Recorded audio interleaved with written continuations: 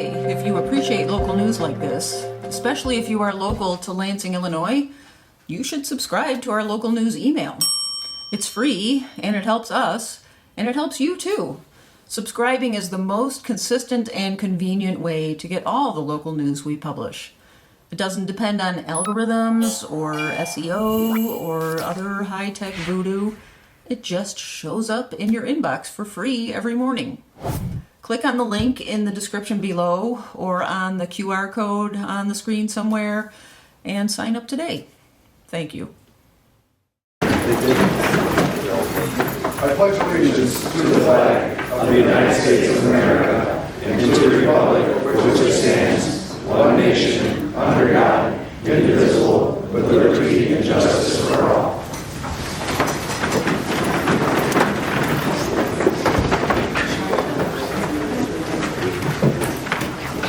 Clerk, can you please make the call? Roll call.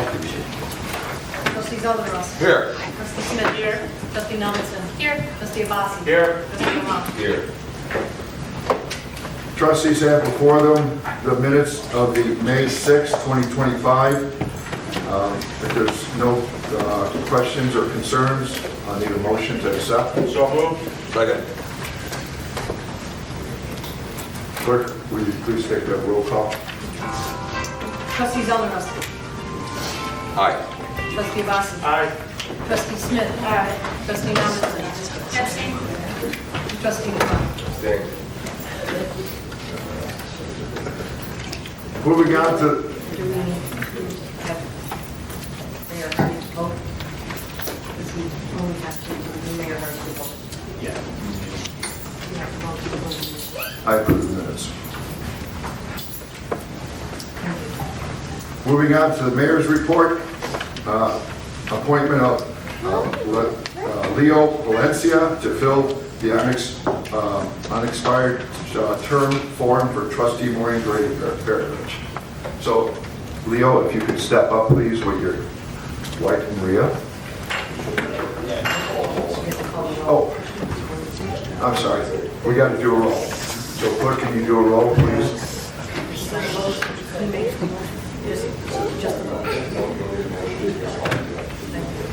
Trustee Zeldenrust. Aye. Trustee Smith. Aye. Trustee Nommensen. Aye. Trustee Abbasy. Aye. Trustee Lamothe. Aye.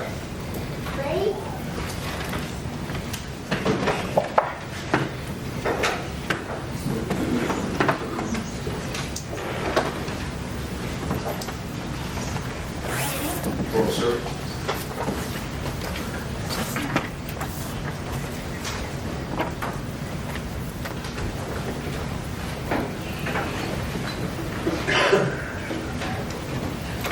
I state your name, raise your right hand. I, Leo Valencia, Do solemnly swear solemnly swear that I will support the Constitution of the United States I will support the Constitution of the United States and the Constitution of the State of Illinois and the Constitution of the State of Illinois and the ordinances of the Village of Lansing, and the ordinances of the Village of Lansing, and that I will faithfully discharge and I will faithfully discharge the duties of the office of trustee the duties of the office of trustee to the best of my ability. to the best of my ability. Congratulations, sir.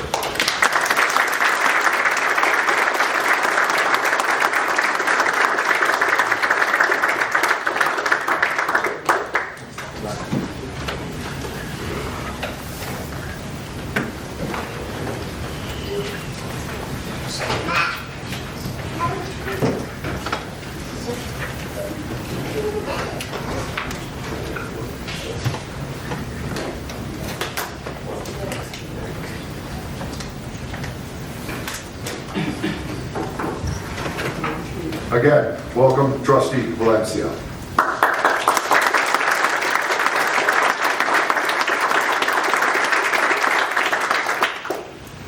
Moving on, we have a swearing in of the Lansing firefighter paramedics, David, Grace, and Andrew. Chief Koinga, if you wouldn't mind, please stepping up, and you got the floor. Thank you, Mayor. Thank you, Trustee, Administrator. This is kind of a big deal for us. Historically, we never really did this at a board meeting. I probably talked to a couple of people here that have been here as long as I have. We did it in a variety of places that never kind of equated to kind of just what kind of coming up here makes being sworn in as a full-time firefighter paramedic special. So again, we thank you for giving us this moment in time. So I will ask firefighter Andrew Halsey to come up. I will ask firefighter Rick Stinky to come up, and firefighter Dave Podgorski.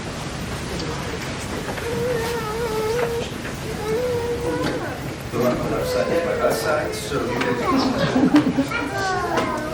All right. All right, if you will all raise your right hand and so, I,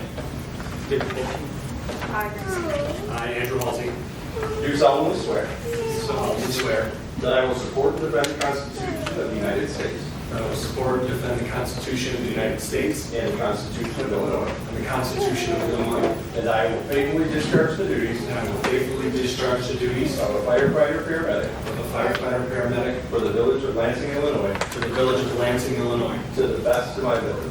to the best of my abilities.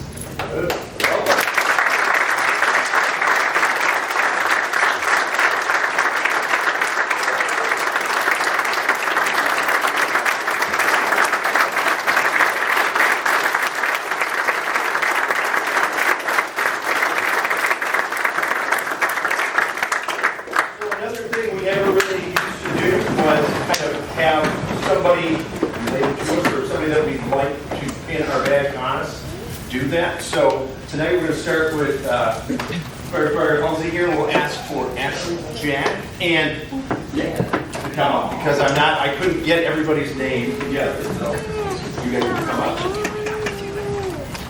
I don't know who's doing the I'll let Jack do it.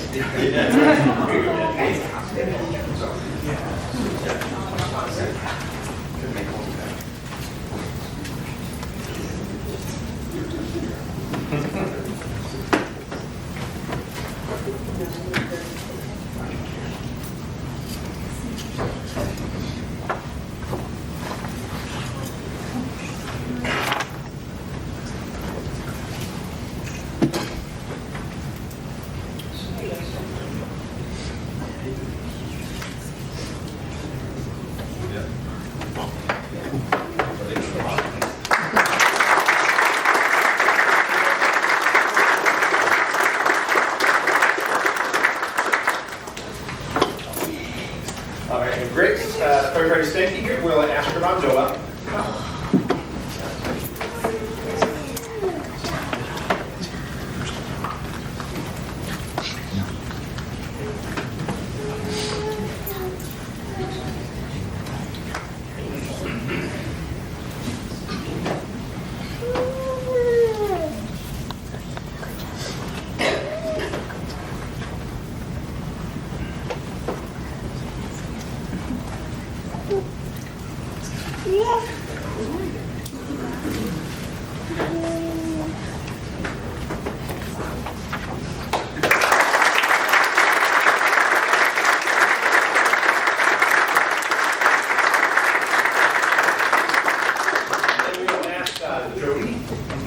And the rest of firefighter family to come up. Or however many they'd like to.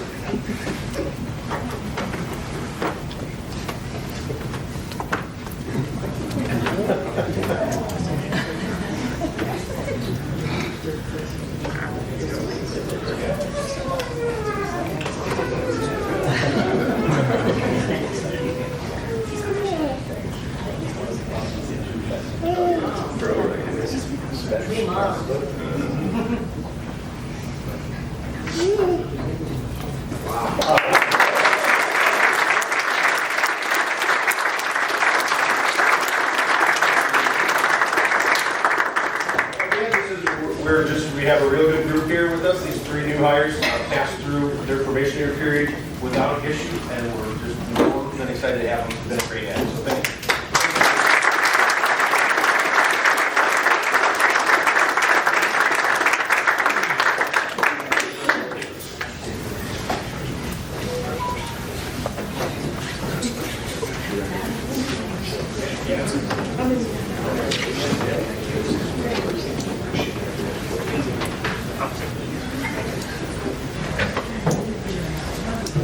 All right, thank you, Mayor. You got it? I know, now we're going to recognize Tom. Engineer Tom Langdon, yes, Mayor.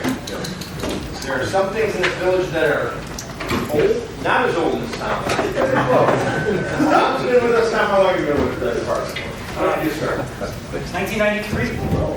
1993. So I don't want to hear some of you haven't been born yet. So Tom was nominated for an award in the state of Illinois. This covered the entire state for, again, it's the Firefighter and Life Safety Award. Tom, again, long-time employee of the village, has made really fire prevention and education probably the cornerstone of his career here. I mean, I worked with Tom for many years, and I was preached and preached about pub ed and how important it was. So Tom has always been a great advocate for everybody in this village. I mean, if you've been here since '93, your kids have probably seen Tom and just gone through a lot of his training. So he was nominated by not only the department, but actually one of our grade schools in town for his education. He did a reading program at Nathan Hale this year. Learn not to burn. Learn not to burn. So the state recognized that, and we went downstate last week, and in front of all of his peers, he's awarded this award. He was one of 3 people in the state of Illinois.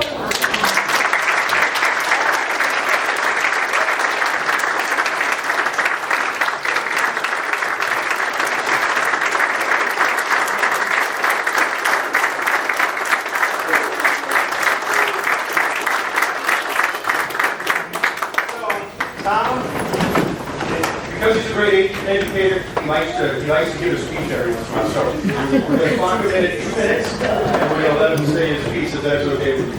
No, absolutely. Okay. Tom, the floor is yours. Absolutely. Thank you, Mayor and Chief Koinga, and everyone.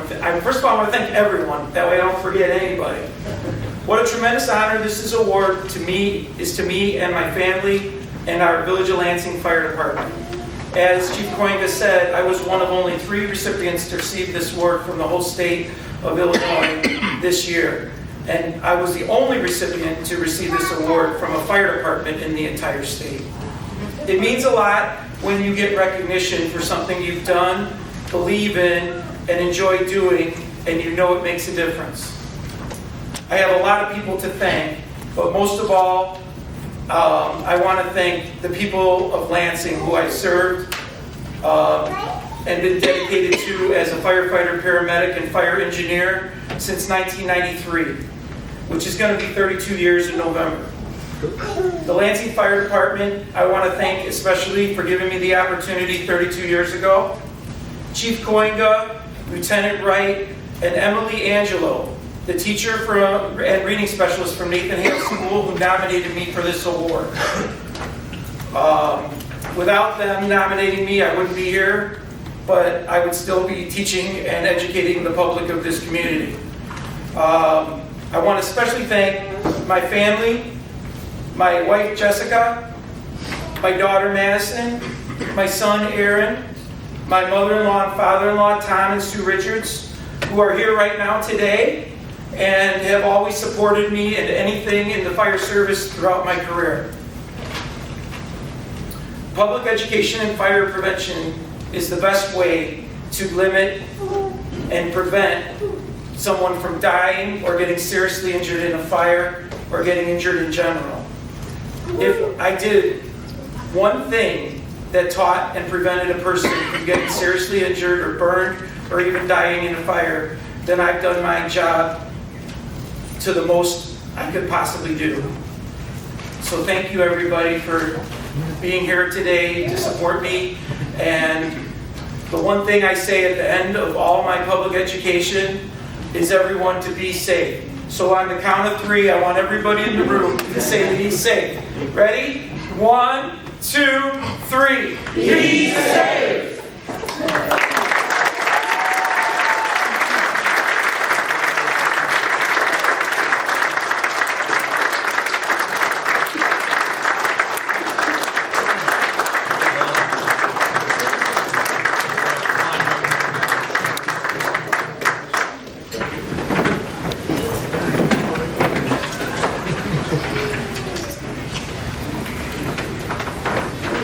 Thanks again, Chief, and congratulations to the Lansing Fire Department. I was just advised by our attorney that I need a motion to approve Trustee Valencia to the board. So moved.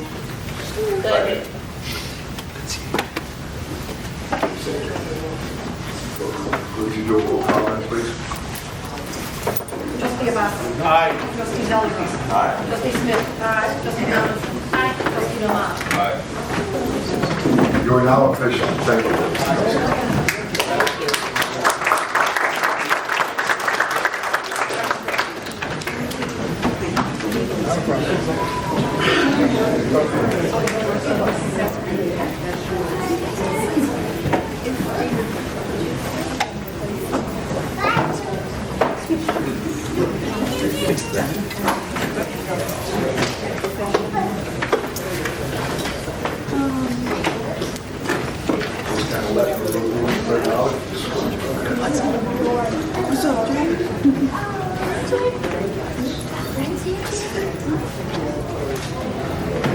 All right, thank you.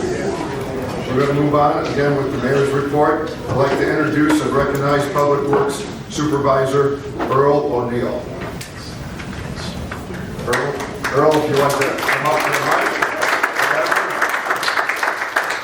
The trustees do have, I did give out the resume for Earl, so you have that in front of you if you have any questions for him. But Earl, the floor is yours.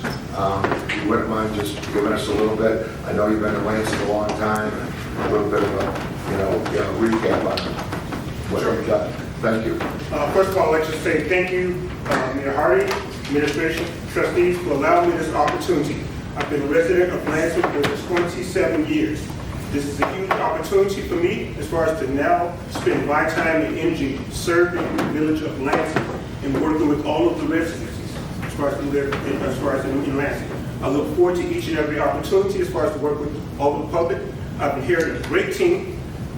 This team is amazing as far as the unique experience as far as they have, 20, 30 years as far as observing this town. I'm coming in as far as it goes in order to support as far as each and every one of the team members, as well as support this administration and the trustees as far as the village, and to support you. So thank you very much as far as I look forward to the opportunity of working with everyone as far as in the town. Thank you very much.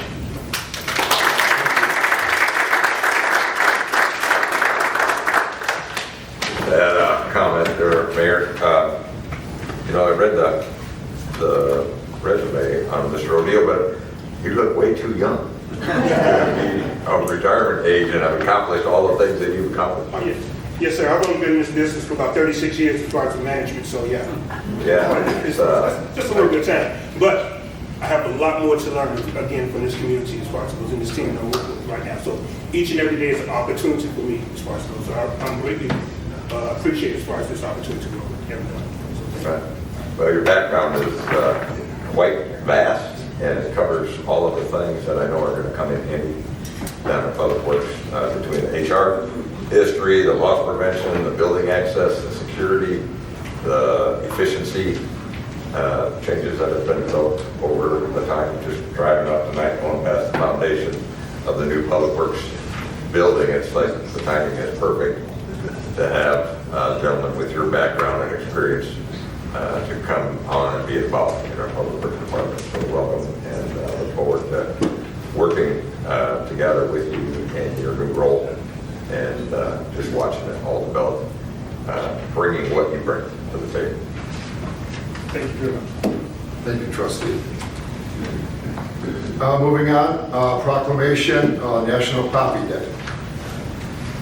Whereas America, in the land of freedom, preserved and protected willingly and freely by citizen soldiers, whereas millions who have answered the call to arms have died on the field of battle, whereas a nation at peace must be reminded of the price of war, at the debt owed to those who have died in war, whereas the red poppy has been designated as a symbol of sacrifice of lives in all wars, and whereas the American Legion Auxiliary has pledged to remind America annually of the dead through the sharing of a memorial flower. Therefore, I, Brian Hardy, Mayor of the Village of Lansing, do hereby proclaim this 23rd day of May 2025 as Poppy Day and ask that all citizens pay tribute to those who have made the ultimate sacrifice in the name of freedom by wearing the memorial poppy on this day.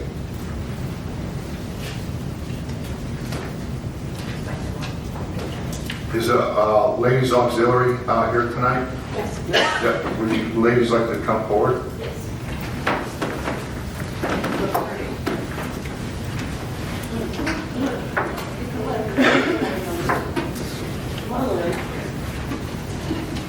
I know we have Tina Function and Debbie Recker, and if everyone would like to introduce themselves, that would be great.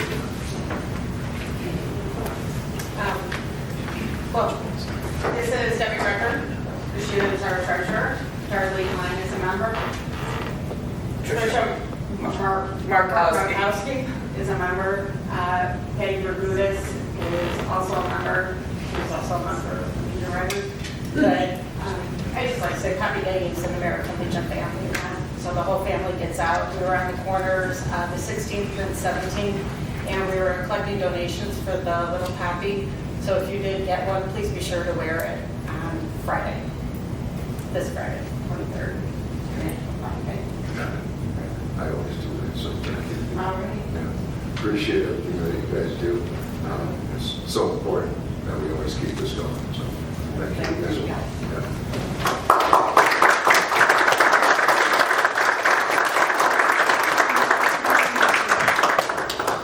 How much did you raise this weekend?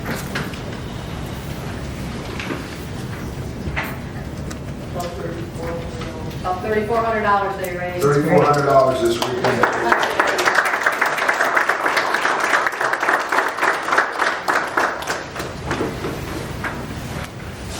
That's the end of the mayor's report. I'm going to move it on to the village administrator's report. Mr. Podgorski. Thank you, Mayor. Nothing in this meeting. All right. Moving on to our village attorney's report, Mr. Walsh.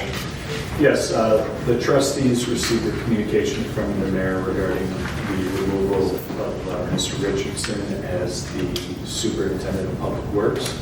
This was submitted to you pursuant to Illinois statute, section 3.1-35-10. Pursuant to that statute, upon receiving the report as an appointed officer, you have the right to disapprove by a 2/3 vote of the body if you disagree with that decision. So there's an item for potential action if you deem it necessary. And if there's no motion, we move on. The removal is effective.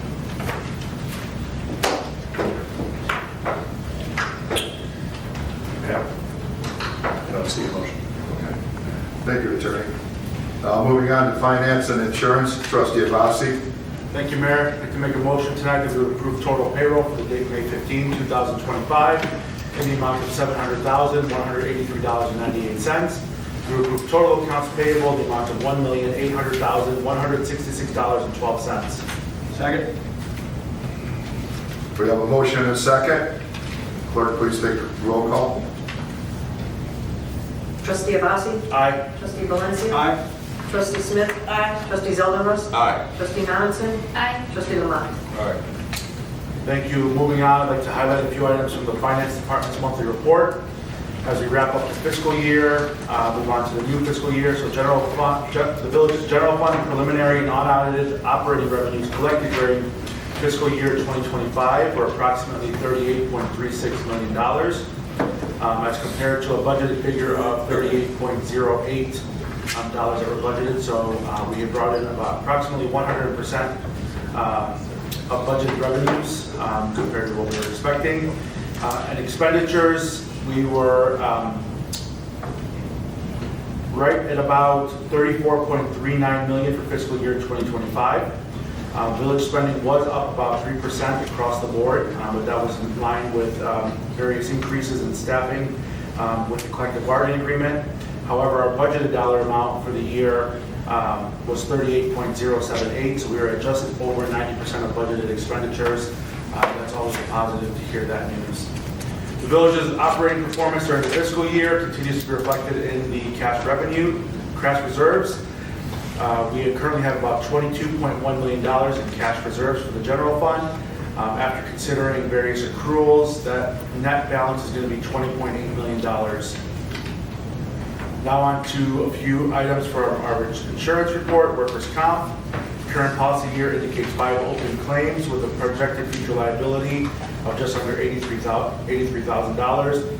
This compares favorably to where the village was a year ago with 11 open claims and a projected future liability of just under $250,000. For general liability claims, end of 2025 fiscal year, the village still has 15 open claims with a projected future liability of $600,000. Finance Director Hanigan, anything you want to add? No, trustee, thank you. Mayor, thank you. Nothing further today. Thank you, Trustee Abbasy. Moving on to police and fire, Trustee Zeldenrust. Oh, airport and economic development. I'm sorry, Trustee Smith. I gotta have Trustee something. Zeldenrust can go to life. Thank you, Mayor. I have no items, but I'm going to briefly go over the monthly reports for Lansing Municipal Airport as well as economic development. The Lansing Municipal Airport was pretty busy for the month of April. The staff had training on the OpenGov software that's being presented from our IT department. On April 17th, they had visitors from the Echo School of Special Needs in South Holland. 30 students came by to visit the airport. They did a tour and got to see the helicopters and airplanes. They were very fascinated. They have scheduled another tour for May 28th. April 19th, 30 high school students and their parents attended an open house at Earl Star Institution, which is in our FBO hangar. On April 22nd, the airport support staff, they met to discuss and prepare a budget for the fiscal year 2025-2026. Way to go to get on top of that, airport staff. The CMT, our engineers, issued recommendation to award a project IGQ-5199 to replace the closet hangar doors to the only bidder we had, which was Metropolitan Corporation. Blueprint Aircraft Engine is relocating the operations to Lansing Airport. We got another attendant, guys. They're moving from Bedford Park near Midway Airport to the Lansing Municipal Airport. Very good. Maintenance issues consist of mowing equipment for the season being prepared. Blades have been sharpened. They're ready to start cutting grass as soon as we figure out what the weather wants to do. On April 7th, Crawford Roofing Company repaired and caulked the vents on the fixed base operator hangar roof. We had an inspection of our annual safety fuel island from the Office of the State Fire Marshal, which came by on the 16th. In other news, the rotors, securement wires on the helicopter at the Veterans Memorial became worn out and unfastened. Mr. Tom Gorski and Scott Patterson, with the assistance of Lansing Fire Department, Assistant Chief Grady, were able to replace and connect the wires to secure the top blade. Well, we're done. Thank you, guys. Moving on to some Lansing Economic Development update. April 2025, we have some progress, some monitoring, some proposed projects, the expansion of the Rosada grocery store on Ridge Road, 17350 Torrance Janelle Juice Store, interested at 3414 Ridge Road, and then a Wing Snob potential business, and thanks to Melanie and the Lansing Journal for the information of Johnny Case being open in June. I see they're doing work with Johnny Case. They've been doing work for some time. They will be open. Working with the Salzer family to bring La Mochana to 3440 Ridge Road, and potential expansion of another location for tacos and burritos, which is right on Ridge, a redevelopment of the former exit location at 3448 Ridge Road. Okay. Great news, monitoring the Napleton projects in their center. You'll see that down Florence Avenue, cold storage expansion, and continuous working with the Cook County government on tax incentives for our local businesses. That covers about everything for April. Thank you, Mayor. Thank you, Trustee Smith. Now moving on to Police and Fire, Trustee Zeldenrust. Thank you, Mayor. Have the monthly reports for the Police Department and Fire Departments for April. The Lansing Police Department 911 Center handled over 7,000 calls for service. Their training plan for the month covered quite a bit. It was a lot of it was focused on our emergency response teams, some crash investigation, firearms instruction, and advanced roadside impairment enforcement.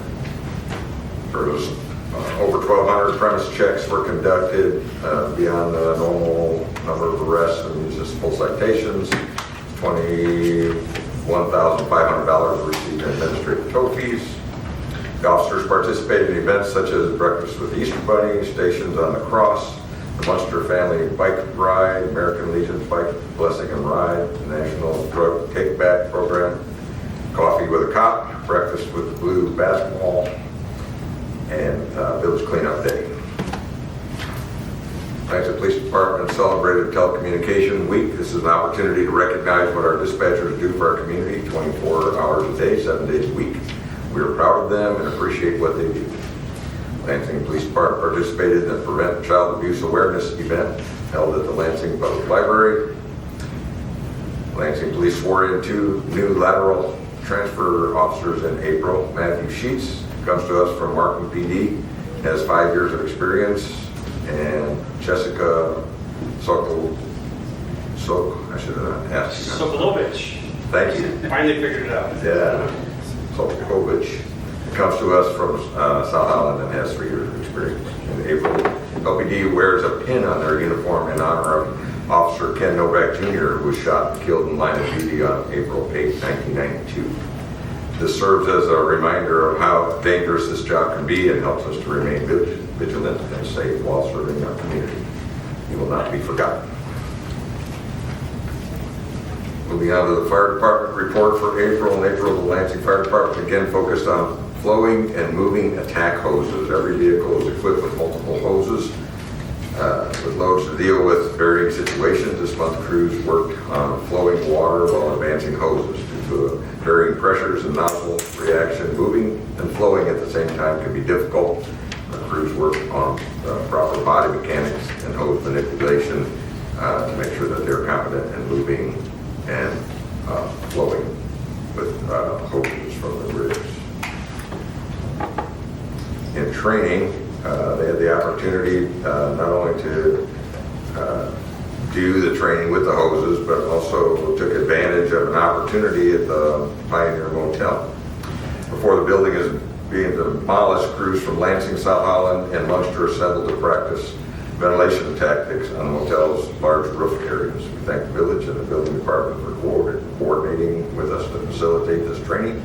Departments don't often get an opportunity to train on actual roof systems, especially that of the size of the Pioneer. So it was a valuable opportunity for our members as well as our neighboring departments. Fire Prevention Bureau conducted 133 fire inspections and 7 of the 10-year sealed battery smoke detectors were installed. In terms of community outreach, personnel took part in Heritage Middle School's Career Day. During this event, 5 firefighters led rotating sessions highlighting careers in firefighting and paramedics, providing students with an overview of the education, certifications, and training required to enter each field. One of these days, we're going to figure out how to have an opportunity to make comments to our new sworn-ins before the room clears. Because we get to this section well after everybody's on their way home. But as you had mentioned, Chief, it's a special day when young men and women get to see their dream come true and actually be sworn in for their, many of them, their first job in firefighting. And then to have it made more special by having their families involved and having the community involved. It really sets a tone for what kind of a family they're joining. And if you would relate to them, since they're already going right now, that we take pride in it as well, knowing that this is a very special day in their life and a very special day for the village, that we get the caliber of young people that are being hired to join us to keep good work in police and fire going, as we have set that standard quite high. And we just enjoy seeing it continue through the hard efforts of these young people. I will pass that out, Trustee. Please do. Thank you, Trustee Zeldenrust. Moving on to Building and Public Works, Trustee Valencia. Thank you, Mayor. I'm going to start off by thanking you, first of all, for having me back on the board. You know, I'm glad to see you in that chair again, sir. You've always done a fine job for the Village of Lansing, and I know you're going to continue the same work, sir. So again, it's a privilege to work with you and serve with you. Thank you again, Mayor. I don't have anything as far as motions on my docket, but I do have monthly reports, starting with the Building Department. The Building Department issued 182 permits, reflecting a little over $3.8 million invested back into the community. Our inspectors performed 356 home inspections and 169 rental inspections. Our code enforcement officers issued 189 violation notices. These notices don't reflect the numerous conversations with the residents, either by phone or in person, to resolve the issues and avoid these notices being written. We have 3 new business licenses on Torrance Avenue, Barbara Ricks, Johnny K's, AutoZone, and we also have Eagle Fleet Service LLC on 175th Street. They are a vehicle fleet service. Commissioner Zorn, anything else? Nothing else this evening. Thank you very much, Trustee Valencia. Thank you, sir. Moving on to the Public Works monthly report. The month of April was the month of preparation for the spring events that are starting up, starting with the village cleanup. Tree removals have also been in full effect. Public Works has also welcomed a couple of new employees, starting with our new receptionist, Gabriel Sibley, our new infrastructure technician, Miguel Maciel, and Clarence Freeman. Welcome to Public Works. Just a reminder that starting April 11th, Home Disposal began yard waste service pickup. Small branches, grass clippings, and leaves may be disposed of in this container. Any overflow of yard waste must be disposed of in brown paper yard bags and placed beside the yard waste toter. We had 250 Julies, that seems kind of high. And we had 9 water main repairs in the month of April. And Mayor, that's all I have. Thank you, Trustee Valencia. Moving on to Information Technology and L&N, Trustee Lamothe. Thank you, Mayor. When it came to Fox Point, we fortified our video wall with steel beams. Obviously, with the harsh weather that we're having, we wanted to make sure that everything was safe there. We hadn't had any problems before. We just wanted to make sure because a lot of events are happening. So thank you very much for everyone who did that work. We also are replacing some of the older cameras throughout the village, just wear and tear on the outdoor facility. When it comes to L&M, as Trustee Zeldenrust mentioned, there were 2 different events that they covered as well too. Not only the coffee with the cops, so it was good for our citizens to kind of interact with not only our officers, but our animal control officer too, so people had a good time. So thank you very much, Chief Phillips, for you and your team taking care of that as well too. As well as the fact that our April 19th cleanup, we had some of the largest amount of volunteers, 320 people. So we just appreciate that people kind of come to the community and have pride and understand that we want to keep Lansing clean overall. Also, when it comes to L&N, a Lansing couple celebrated their 75th wedding anniversary. So we covered that. And so we're happy about that for our community as well. Obviously, everyone knows that Fox Point, the season schedule is coming up. So number one, our L&N has kind of created little highlight videos as well as some of our cultural events that are going to happen too. So you can go on social media to see that. If you need your schedules, not only on the Fox Point website, but it's also at the village to get that kind of flyer as well. So hopefully we'll see a lot of people come out and attend that as well too. And thank you very much also to Valerie McDaniels, the April Child Abuse Awareness. It's something that's close to her heart. So the fact that she had a program with the library, we appreciated that every year in their hard work. Thank you, Mayor. Thank you, Trustee Lamothe. Moving on to Youth Center and HRC, Trustee Nommensen. I have the monthly report for the Youth Center. The month of April is Child Abuse Awareness Month, and Youth Center participated with blue decorations throughout the building. This month, or April, is also Autism Awareness Month, and the Youth Center offered resources and support for families in need. The Youth Center Civic Engagement Program continues with a total of 5 youth participants in April.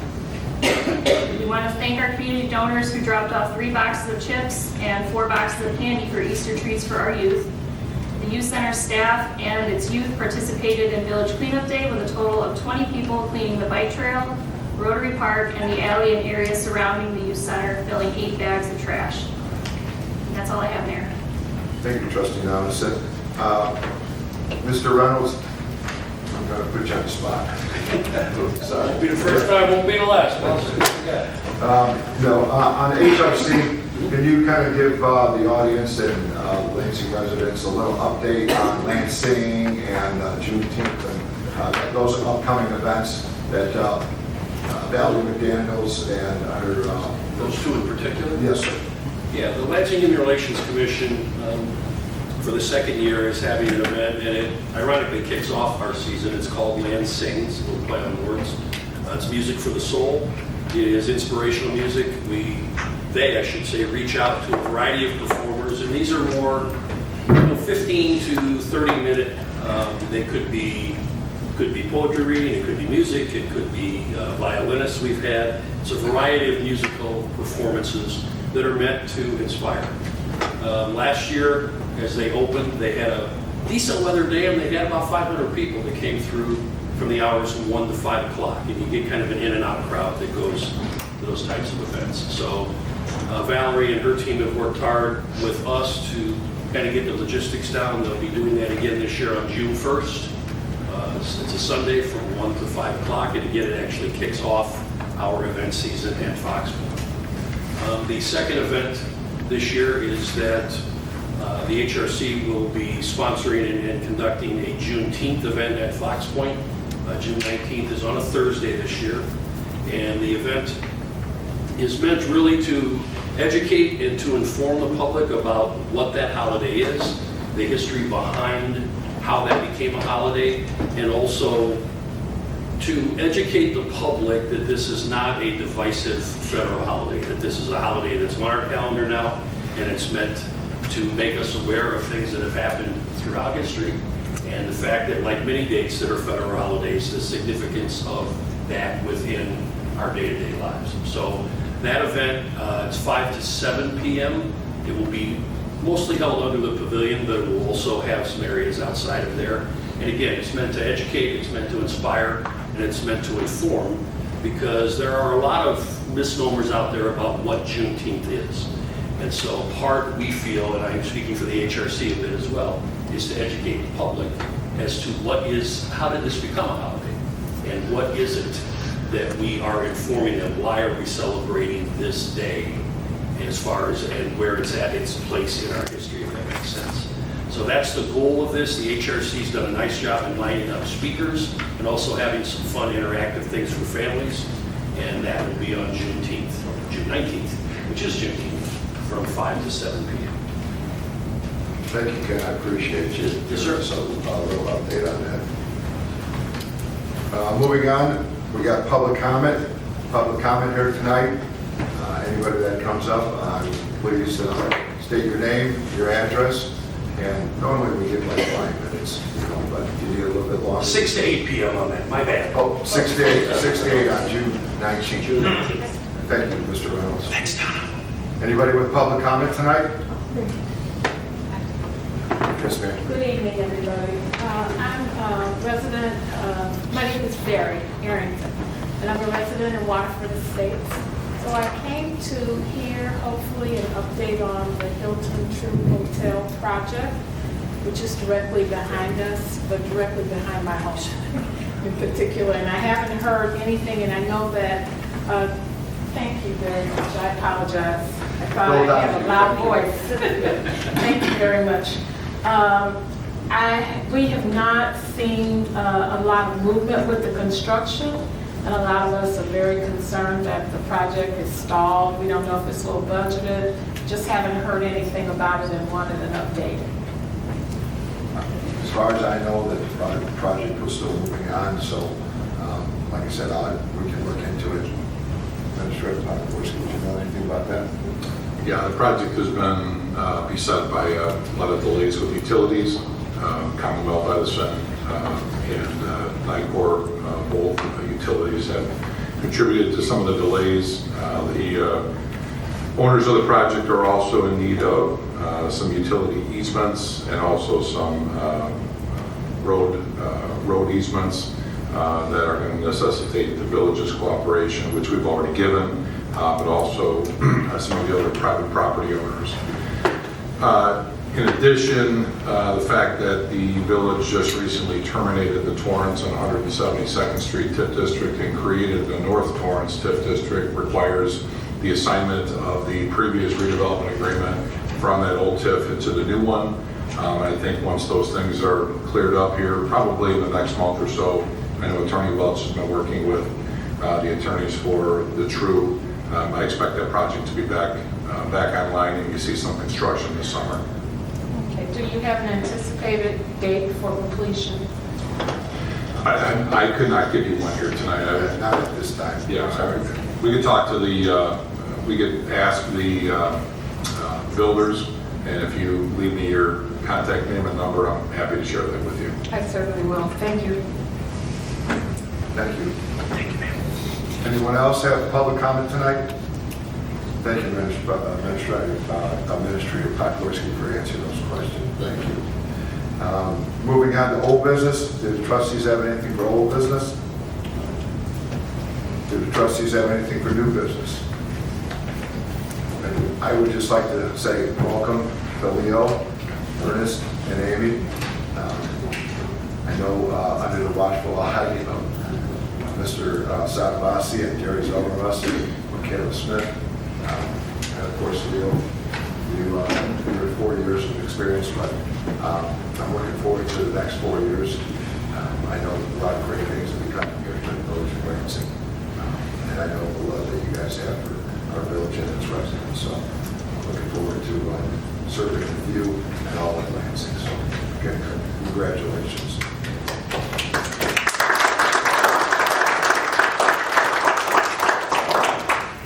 Mayor, just as a reminder, we do have a Memorial Day event on our Memorial Day. I believe it's in one day. That was rescheduled. It was set for Sunday, but now it's been pushed to Monday. So that will be Monday, the 29th, at 2 p.m., 29th. Yeah, great. Thanks for that reminder. I need a motion to adjourn. So moved. Second. All in.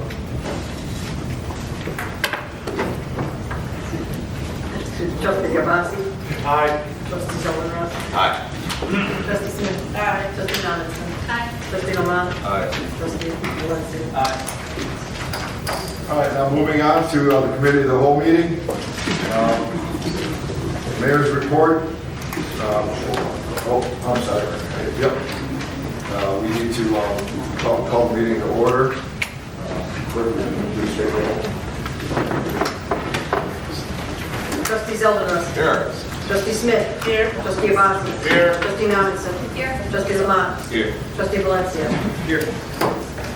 Under the mayor's report, I got the appointment of Marcus Hart to the Human Relations Commission.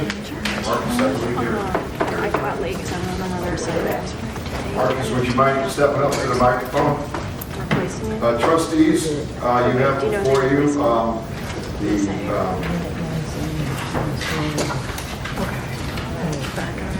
the resume from Marcus Hart.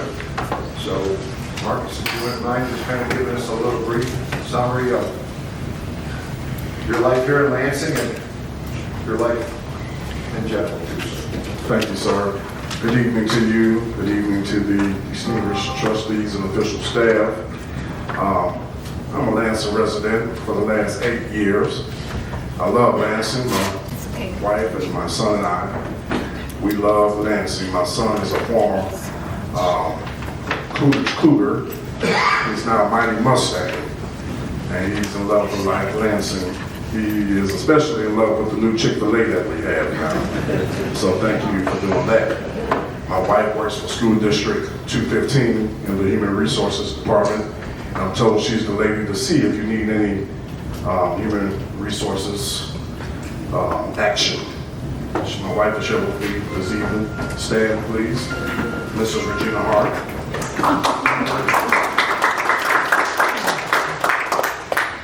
And I'm doing around election time, I met the mayor, and I was talking to him. I thought it was time for me to put some skin in the game in our great village.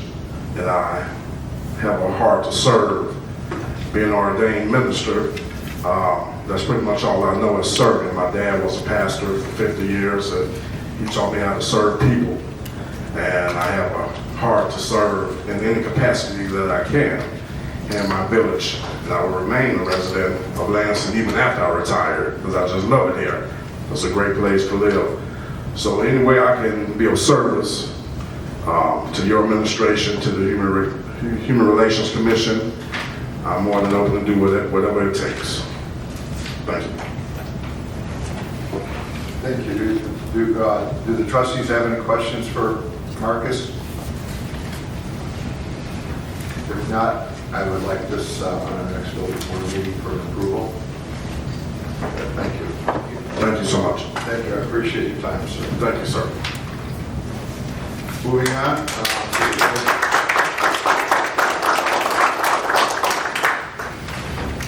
Moving on to the village administrator's report, Mr. Podgorski. Thank you, Mayor. When I am here this evening, when I ask IT Director Newman to throw that first picture up. So this is a little bit of a carryover item. So we're going to take a little bit of time to bring everybody up to speed, since we have a couple of new trustees on the board here tonight. So again, this is a construction phase engineering services agreement with Crawford Murphy and Tilley. They are our airport engineers. We have a project at the airport that we're advancing. It's the replacement of the door system on the Quonset hut. Some people call it the silver hanger. It's the hanger with the barrel roof. Back in February, at the February 4th meeting, we approved the design phase and planning and special services construction, not construction, but engineering agreement with Crawford Murphy and Tilley. This was to provide for planning of the project and the bids that we went out for. Then at the April 15th meeting, after the project was put out to bid, we received one qualified bid from Metropolitan Corporation. And we awarded that bid to Metropolitan in the amount of $416,000. Now, and there's a picture of the Quonset hut.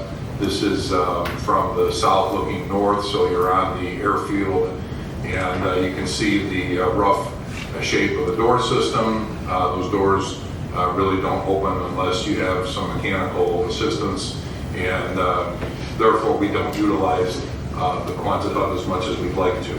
We'd like to provide for more rental space, and that's the reason that the project was selected. Now the the funds that we're projected to utilize for this project are the federal bipartisan infrastructure law dollars that the airport received. We've accumulated those dollars from federal fiscal years 22 through 26. They are approximately $700,000. The project was estimated at $737,000, and it's going to come in below that engineer's estimate, primarily because Metropolitan's bid was only for $416,000. So the design phase engineering agreement came first, then the bid and the bid award. Now before the state will give us a notice to proceed. Now we need to approve this construction phase engineering agreement with Crawford Murphy and Tilley. And this provides for no more than $84,200 to be paid to Crawford Murphy and Tilley, again, as our airport engineers for the construction phase engineering. And essentially what the construction phase engineering covers is construction observation, making sure that all the materials for the project that are required to be purchased with American-made materials are in fact done so. There is a daily log that needs to be filled out, and essentially this is just having an engineer on site making sure that Metropolitan is following the safety procedures that have been called for and adhering to the bid that they submitted and were ultimately awarded. So somewhat of a housekeeping item, but necessary because the state will not issue a notice to proceed to Metropolitan and to Lansing Municipal Airport until and after this construction engineering services agreement is adopted. So happy to answer any questions.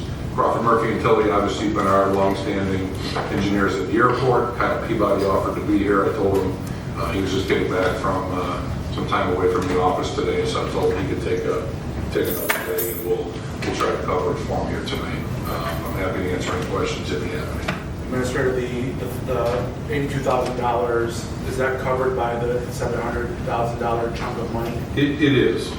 So the entire estimated project of $737,000 includes both the design phase engineering and the construction phase engineering, and with the use of the bipartisan infrastructure law dollars and the reduction in the project because of the low bid from Metropolitan, the village's local share of this project at this time is estimated at only $14,571, and that'll be included in the fiscal year budget that we'll be presenting here in the next couple of months. So we're getting about a $582,000 project for $14,571, and again, it's going to help us build additional capacity, utilize existing capacity that has been very tough to use.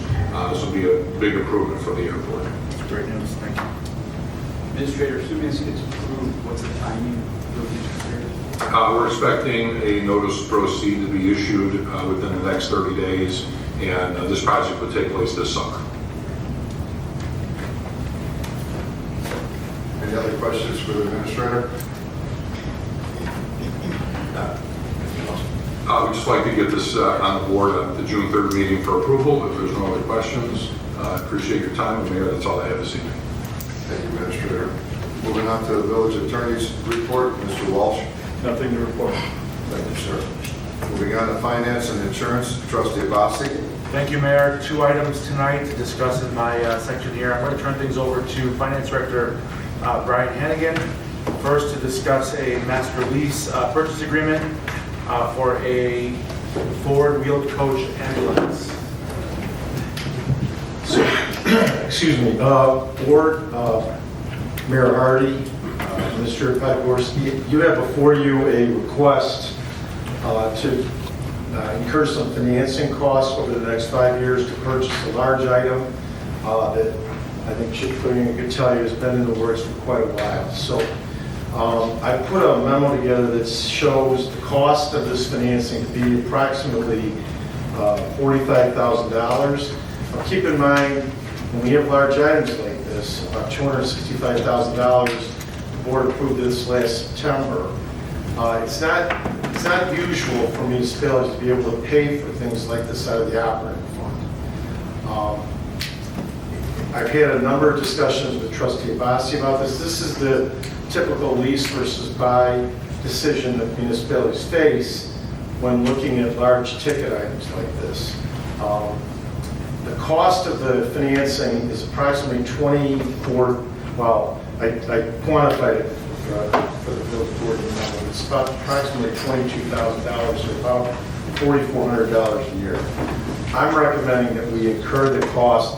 We will make, to give you a quick summary of where our fleet is, about 2 years ago we purchased a reserve ambulance, a 2019 ambulance, I believe, Chief, for about $165,000. That has now been operating as a mainline ambulance pending the delivery of this ambulance.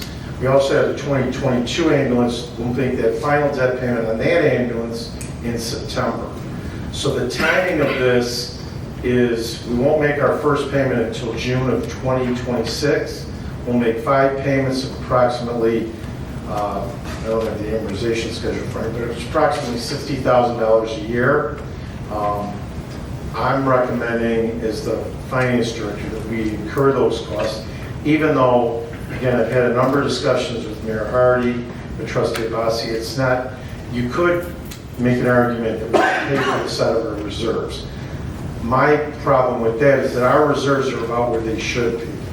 I don't feel like we have a lot of excess money in our reserves, but there is enough that we could pay for a large ticket item like this. Now, I take my directives from you as a group, and that's what I would recommend, because again, paying for long-term large capital items out of operating funds is not really the first choice generally. But when you do have some room like we have, and we do have some room, as Trustee Abbasy alluded to in the summer the finance department report, but my recommendation is to go ahead, we'll make our final payment of the ambulance that I just alluded to, the 2022 ambulance, in September, and we'll have a 5-year lease for this ambulance. And again, you could ask questions of Chief Hynek, but I think this will put the fleet in the place where it should be, and then we'll start probably have to look at replenishing ambulances probably every 3 to 5 years.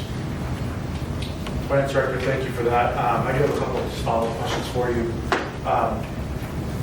Should we have a situation where a need for an emergency ambulance comes up, year or two of the finance payments of this, could we pay down the debt at that point and then have a new payment available should a new piece of equipment be needed? Yes. Nothing precludes us from paying this off. Nothing precludes us from paying this off like right away. And again, not to bore the board too much with the interest rate, but we will pay 5.5% on the debt, and our overnight earnings are about 3.5%. So that's where that cost comes, about 2%. And if the interest environment changes to where the interest earned for the village goes back to a zero interest environment, we're going to be able to pay it off. Discussion about paying it off sooner. That's correct. And if we left the entire payment, we wanted to do one lump sum payment next year in June 2026, would that entire 265 hit that fiscal year's budget? Will it be a budgeted item for the amount, the entire amount, if we didn't finance it? Understand my question? No. So like if we decided not to finance it, and we just wanted to pay it in one payment, would that be reflected in the entire 265 in one budget year?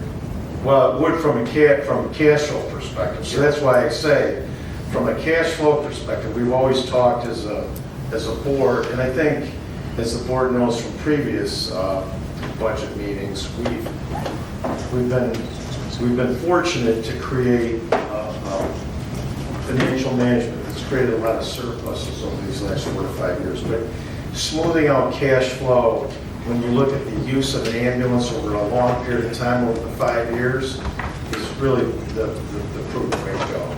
But to answer your question, Trustee Ernst, we could immediately pay it off. We always had the option to pay it off. If not that we would do this, but if we ever wanted to turn the ambulance over, the security interest that the company that's giving us the lease is a security interest in that asset only, and so we could give that asset to them if we really had wanted to. Not that we were planning to do that, but. So anyway, to finish off, my recommendation is for us to incur this long-term obligation, which is 5 years. This is when I say long-term, it's really intermediate term, and it'll really be over the effective life of the ambulance and when that ambulance is really used up by Lansing residents. Seems like you led us in a positive direction financially for a few years you've been here, so I mean, your recommendation holds a lot of weight. So, well, thank you. I appreciate that, Finance Director. And trustees, any questions to the Finance Director on this one? We can have this on the agenda for the next village board meeting. Moving on next, we have the proposed lease purchase of police and building department vehicles through the Enterprise Lease Purchase Program. Deputy Chief, are you presenting on this one? I believe we are tandem presenting. Take it away. I believe before you, you have a request to enter into a lease agreement with Enterprise for 11 police vehicles. Previous village board had approved last year 3 unmarked vehicles and 2 command vehicles, Ford Expeditions. Ford had canceled the Expedition orders on us, so that's why we're looking to get 11 as opposed to just 9 for this year. As you can see in the letter that I authored to you guys, about half of our vehicles are Enterprise Lease vehicles and the other half are 2019 and older vehicles. The first year we were with Enterprise, we invested in a handful of hybrid technology, Ford Police Interceptors, Explorers.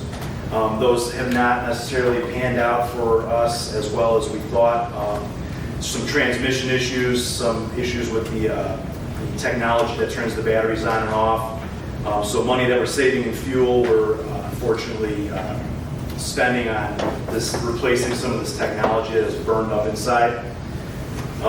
So the plan is to trade in 4 of the 5 leased vehicles. Unfortunately, one of the vehicles just was in an accident a couple weeks ago. We're not going to be able to trade that in any longer.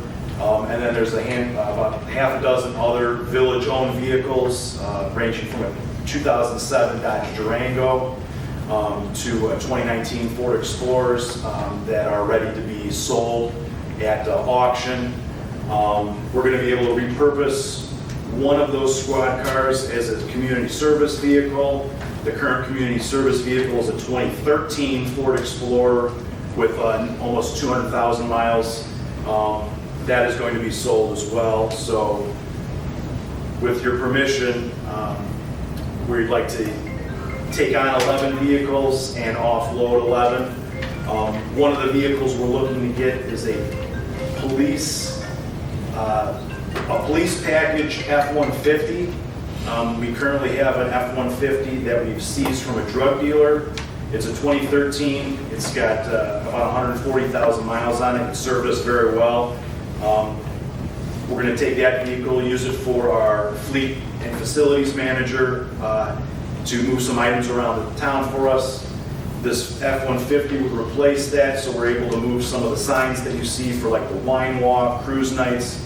We picked those up from Cook County Homeland Security, and we're also able to move some other equipment around the village. This vehicle would also be a police model, so we're able to use it as another command vehicle in the case of an emergency or one of our command vehicles is down for service or repair. I believe that's all I've got, unless Mr. Hanigan has anything else. I just wanted to add, if the board remembers, those members of the board that have continued, Trustee Abbasy, Trustee Smith, and Trustee Zeldenrust, we were estimating that we were going to purchase somewhere between 5 and 6 vehicles on average each year. We've been delayed by that because of supply chain issues for a long period of time. Really would like to commend Deputy Chief Hynek because he's taken what we originally intended on shaping off the shape of our force. As Administrator Podgorski said several times, you want your vehicles that are going around town to look as good as they possibly can, knowing that you've got to replenish those as they age over time. And so the 11 vehicles, while I very much recognize this is a huge commitment we're asking the board for, 5 of those are going to be, as we found out last week, 4 of those are going to be traded in. We will get what Enterprise calls the aftermarket, highest equity price for what's left of those vehicles from a fair market value standpoint, put those back into the new leases, and then we are asking for approximately 5 or 6, not approximately 6 new vehicles leases for those. So it's really in line with what we had originally intended. Some of this has been delayed. We did buy 10 vehicles about a year and a half ago to replenish some of the delays from COVID and some of those issues before. We also have been faced with these supply chain issues. The challenge for us is we get hit with these dates that the automakers set when we want to place orders. And so you have to get in that queue to be able to get delivery of vehicles that typically take as much as 4 to 5 months. And then I think the aftermarket can take up to another 3 to 4 weeks, right? Like, again, do you want to talk about that real quick? Just Yeah, so after we take delivery of vehicles, we send them to an outfitter to get outfitted with lights. The outfitter also has to take our current vehicles and decommission them. The amount of wires inside to power the lights, the siren, the computers, the cameras, all the other technology, it's a real challenge. So we're electing to contract with Chicago Communications.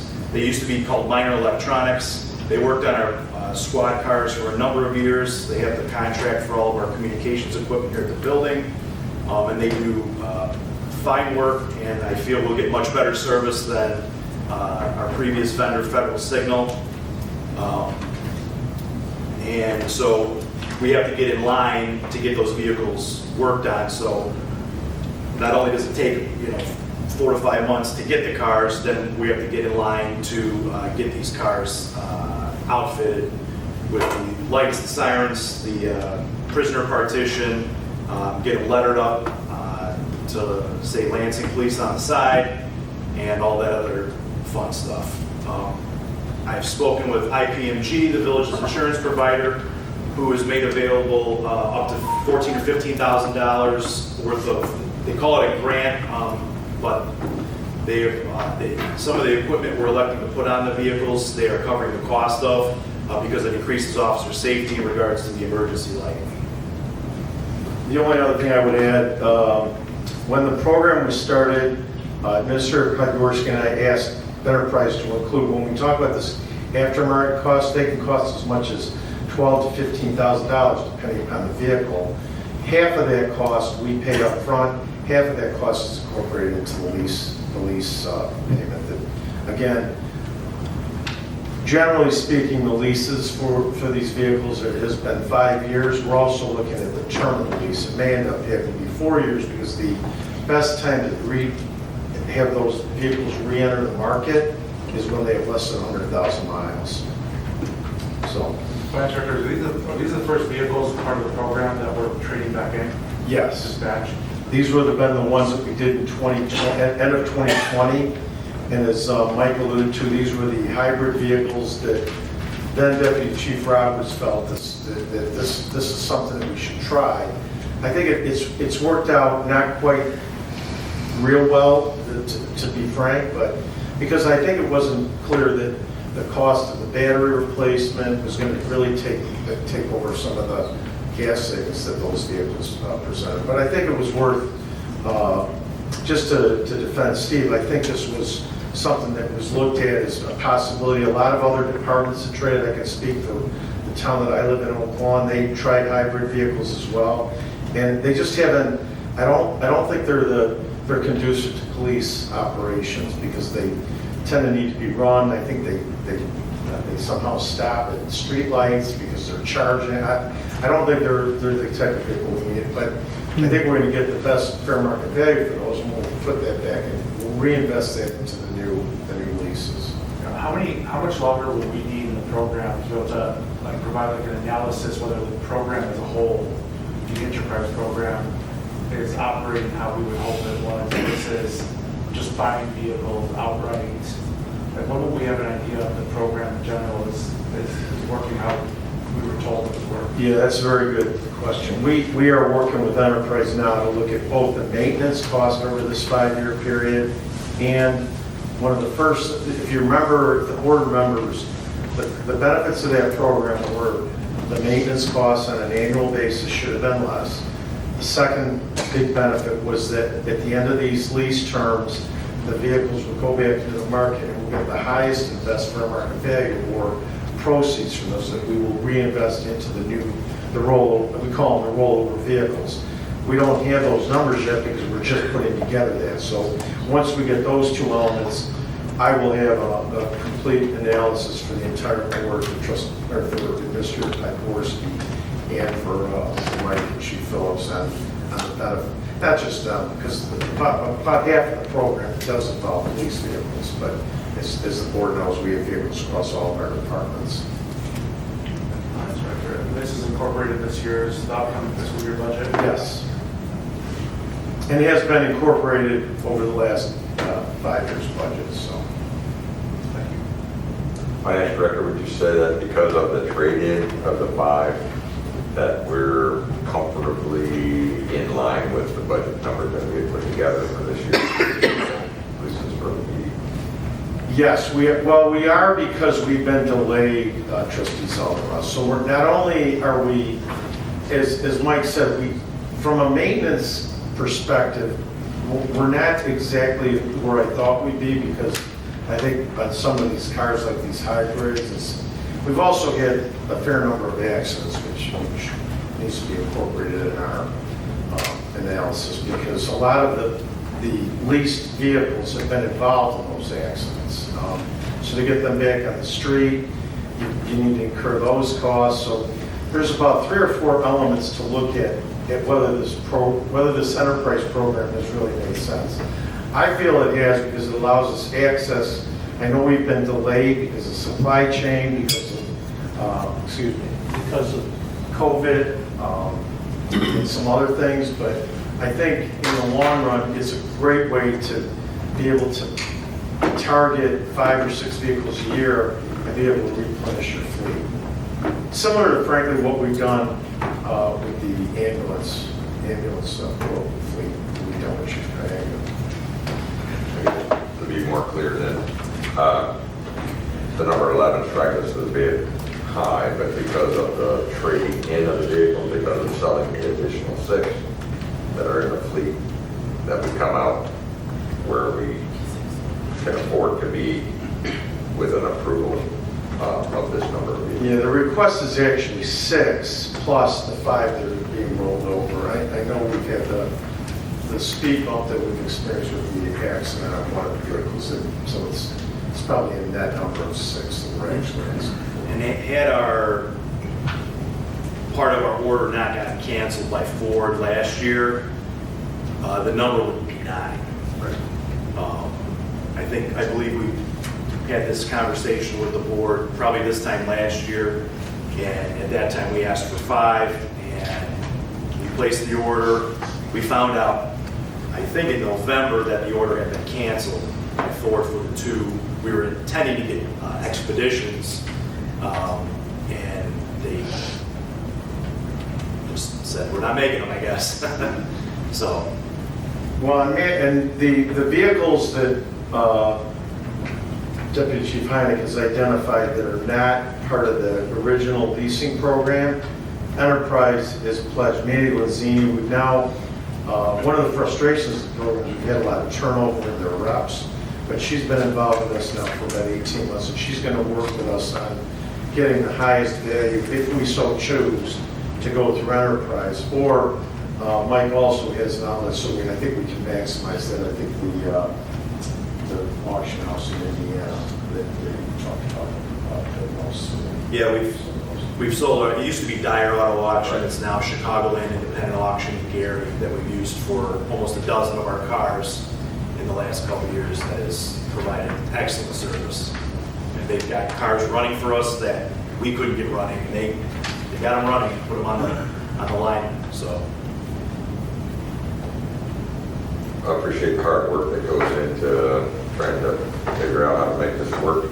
Also getting the best buck we can for the ones that we're turning over. And a good problem to have is that fortunately we're at full staff, as Chief Phillips and the board has worked in the past, which requires us to have more cars to put the officers on the street, which is, I guess it's a good problem. We could be understaffed and not need as many cars, but here we are in a good situation, staffing-wise. So we'd like to keep the fleet looking good, maximize the returns from the mileage points for the trade-in, and then hopefully we'll have an answer sooner than later with the benefits of the enterprise if it's working for the police, or if we need to consider other alternatives. Deputy Chief, I'm not familiar with police vehicles too much, but with these vehicles that we're going to retire, can any of that gear be reused in the new vehicles, or is that to be all like fresh, custom for the new vehicles? some of the equipment can be reused. Some of the emergency lighting, some of the prisoner partitions can be reused. Just like any other car, Ford does change the inside of the car, so some of the partitions will fit new cars, other ones are fit for certain model years. Some of the equipment, just like some of the computers inside the current vehicles are reaching end of life. They're 6-7 years old. There's a cybersecurity compliance acronym, CJIS. Once they reach end of life, as Mr. Newman can attest to, they're no longer CJIS compliant for security breaches, so we have to invest in new technology for computers. But there's a can be reused. But speaking with IPMG, they're providing us with approximately $14,500 to invest in some of the new lighting equipment that controls the lights inside. So the police cars will talk to each other when the lights are on, when they're parked, to reduce. I'm sure you've driven by emergency lights where they're LEDs and they're flashing and they're blinding. There's some technology that syncs the lights together to make it a little bit more user-friendly for the motorists and for the officers and emergency responders on scene. So hopefully this works out for us. I do know the fire department has invested in some of the technology already, so we're hoping to do the same thing. Appreciate your expertise, Deputy Chief. I'm not an expert. I'm just the middleman. Willingness to learn it all, so thank you. Because of the issues that we've had with the hybrid vehicles, is the new philosophy that we're going to either lease or buy only gas-powered vehicles? I prefer the gas-powered, and the gas-powered vehicles seem to have served us better. The hybrids, the transmissions they shift differently. Since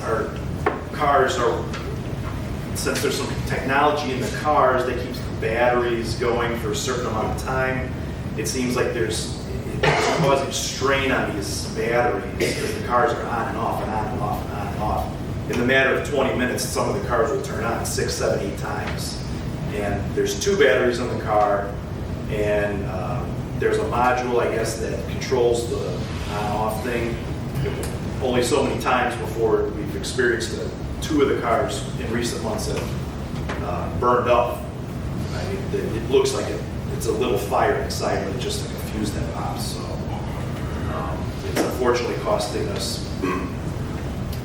money to repair the cars to keep them in service, where we save that money in the gas over the years. So it's like, where are you paying the money at, unfortunately? But the hybrids, I will attest to, they do save a ton of gas. An officer can fill up on Friday and drive the car Friday, Saturday, and Sunday before he needs to fill up. So it does help. If gas was $8, $9 a gallon, we might have a different conversation. Thank you. Trustees, any further questions for Deputy Chief? Excuse me. Deputy Chief. Administrator, if we can have the purchase for the police vehicles on the next village board. Happy to do that. Combined. Finance Director Hanigan, do we also, this request also include some building department vehicles? Yeah, I also, in your packets, you have a memo from me. We have also put in this request for the purchase of vehicles for the building department. You have a summary in your packets of the existing fleet, which is quite old, and I think you could argue virtually dilapidated. There has been some time that it's taken for us to get orders placed on these vehicles, and again, the goal in talking to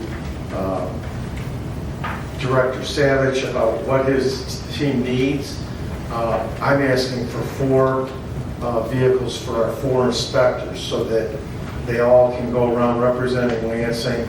We also had a meeting with Mr. Podgorski and Mayor Hardy, and the feeling is that pickup trucks would be the best use of vehicles around town. As they see things that need to be picked up, they can put it in the flatbed. So before you, you have a request from me of 4 vehicles.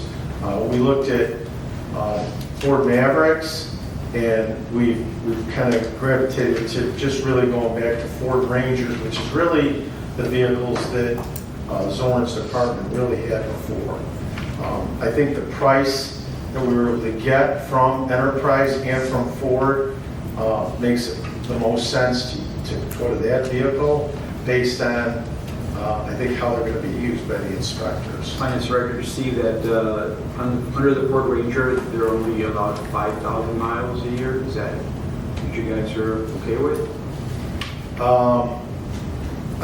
5,000 miles. Yeah, it's an allowance for the lease under the Ford Ranger.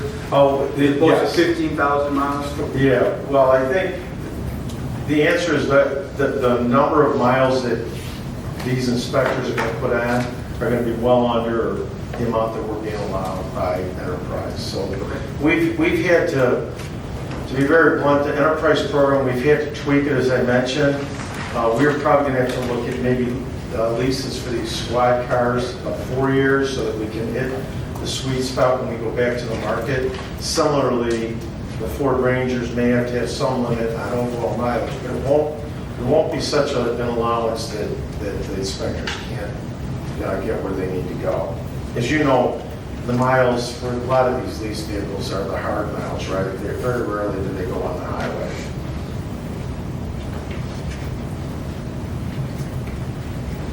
Trustees have any questions for Finance Director Hanigan about the lease program?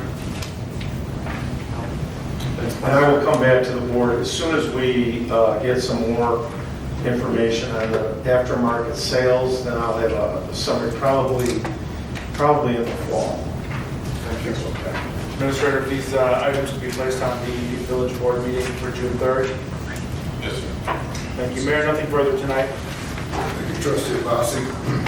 Moving on to Airport and Economic Development, Trustee Smith. Thank you, Mayor. I have no items. Thank you, Trustee Smith. Moving on to Police and Fire, Trustee Zeldenrust. Thank you, Mayor. Nothing for this meeting. Thank you, sir. Moving on to Building and Public Works, Trustee Valencia. Thank you, Mayor. I'll ask Stephen with Robinson Engineering to come on up. He's going to kind of review with us the proposed agreement with the American Infrastructure Network, AIN, concerning a water supply asset protection program. Good evening, Mayor and Board. As Trustee Valencia said, you have in front of you a brief memo explaining the agreement with American Infrastructure Network, as well as the standard agreement that they have done with various municipalities. Kind of just a brief overview, and what's explained in the memo is American Infrastructure is working with municipalities, so they'll come to an agreement with Lansing. They will hire a certified inspector to. The main focus of this program is the 4 elevated tanks in Lansing here. So the one on Chappelle Avenue, the one by Fire Station number 2, and Fire Station number 3 on 193rd and Burnham there, and then the one on 170th Street. So that's going to be the 4 main assets that we're looking at getting inspected under this program. American Infrastructure Network will pay the inspection costs directly to the inspection firm. Robinson Engineering is qualified to do that work for them, and we've worked with them in the past. And then as part of that plan, we'll put together a 10-year maintenance and repair program, and this kind of lines up with, Finance Director Hanigan has worked with CMAP in the last year or two on getting the capital improvement plan together. So this kind of lines up with that, so we can start thinking about getting some of these repairs done. Just kind of an overview on some of the tanks that we have here in town. 170th Street was last coated in 2009. The Chappelle Avenue tank was 2003. 193rd and Burnham by Fire Station number 3 was in 2001. And then the one by Village Hall was roughly 30 years or so. I'm not sure on the exact date. So again, these are kind of getting into the lifespan of some of what the coating materials would last for. You're looking at anywhere from 15, 20 to 30 or 40 years, depending on conditions. Obviously, we live in a harsher climate. So again, we'll just start with the inspections. It's understanding what type of needs does the coating system have on the water towers. They'll look at things like the hatches and valves, the access ladders and things like that. They'll do visual inspections on the on the outside, they'll have aerial drones fly out so they can check everything up at the top up high, as well as they'll use a remotely operated vehicle to actually go into the tower so they can inspect the inside of it as well and see what needs are for the coating on the interior and any repairs that need to be made. And again, this doesn't obligate the village to pay any funds. Really, American Infrastructure they're pushing work for the union, so you just have to commit to use their certified contractors. And that list of the contractors is all the ones that we've typically worked with on these projects over the years. So it's using the contractors that the village will be using for this type of work anyways. Again, kind of the genesis of where this is coming from. This started as the Corrosion Illinois Network, and it's recently changed to this American Infrastructure. I've talked to Administrator Podgorski a few times about it, and again, lining up with the capital improvement plan, plans that the village has been putting together on the infrastructure. This is a very important asset for the village to get water to all the residents. So again, that kind of pushed this to the forefront, as well as really the main one we're looking at is that Chappelle Avenue one is right around 20 to 23 years. With the West Lansing TIF expiring, there could be an opportunity there, depending on the cost, to use some TIF funds to get that knocked out before that expires. And again, so we'll put together a maintenance plan, 10 years, and we'll see where that fits in with the finance director's plans on budgeting, and start making sure we're staying on top of these maintenance and repairs of these water tanks before they become too far down. Now the cost of maintenance and repairing is way through the roof compared to even what it's already going to cost. So with that, do you have any questions? Trustees have any questions? Trustee Nommensen? Nothing tonight here. Thank you. Tonight we have public comment regarding any items that are on the agenda. So that would be anything that would be in the committee of the whole. Does the audience have any comments? All right. Thank you. Do the trustees have any old business?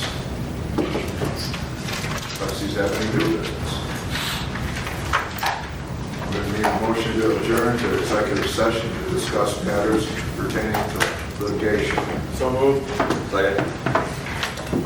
Please take a roll. Trustee Abbasy. Aye. Trustee Zeldenrust. Aye. Trustee Smith. Aye. Trustee Nommensen. Aye. Trustee Lamothe. Aye. Trustee Valencia. Aye. Well, I'll take a brief 5-minute break, but I just want to tell everyone thank you for my first meeting. Maybe a little butterflies here and there, but hey, we got it done. So, but thank you very much.